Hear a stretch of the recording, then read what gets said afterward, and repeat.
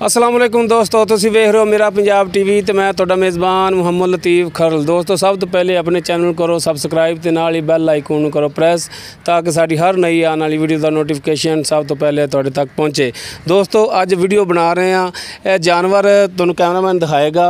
ये एक झोटी है पहलन और रजब अली ने सेल की है अपना नीली पंजाब टीवी तो ते दो एक मझ एक झोटी असर वो मैं सेल कीतियां ने ते फ्रांस तो सबसक्राइबर ने साडे सुहेल साहब ते असल नाम उन्होंने जिहड़ा ज़ाहर साहब है, ज़ाहर साहब तो ज़्यादा मशहूर ने ते ये जा रही ने ज़िला मंडी बहावुद्दीन सुहावा दिलूआना उत्थे जा रही ने ते कैमरा मैं तुहानूं थोड़ा जिहा दिखाएगा। मझां कैमरा नज़दीक करके यह लोड कर दियां ने डाले दे विच ते अल्लाह खैर करेगा इंशाअल्लाह जी बिल्कुल सही सलामत पहुँच जाणगियां।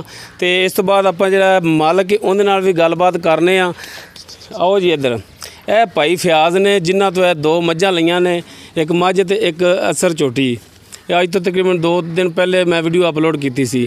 अच्छा भाई फयाज ये दसो कि तुहानूं मैं किन्ने च दसियां ने कि तुहाड़ियां फाइनल हो गईयां ने? 3 च। उच्ची बोलो। 3 च। 3 च। तुहानूं पैसे किन्ने दिते ने? मैनू पूरा 3 ही दिता है। 3 दिता है? विचों असीं कोई टोका तो नहीं मारिया? नहीं। कोई रखे तो नहीं? नहीं। तुहानूं ये तो नहीं आखिया असीं कमीशन लैने आ विचों सानूं कमीशन दिओ? नहीं। कोई रुपया तेली लिया तुहाडे तो? नहीं लिया। मेहरबानी जनाब। लो दोस्तों उम्मीद करांगे कि तुहानूं साडी अज दी वीडियो पसंद आवेगी। किहड़ा गड्डी माड़ा दिखा दी चार्ज फिरो गड्डी तूं विखा दी। चलो बेहतर हुंदा रहमानी गुड्स वालियां दी अपने आरफ वाले दी अड्डे तो गड्डी आई है। गड्डी का नंबर है ये भी दिखा दिया जी।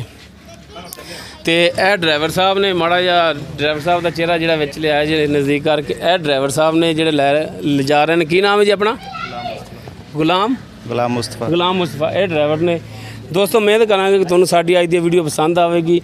इस दे नाल ही मुहम्मद लतीफ़ खरल नूं देवो इजाज़त। साडा WhatsApp नंबर है 0321 57 29 251।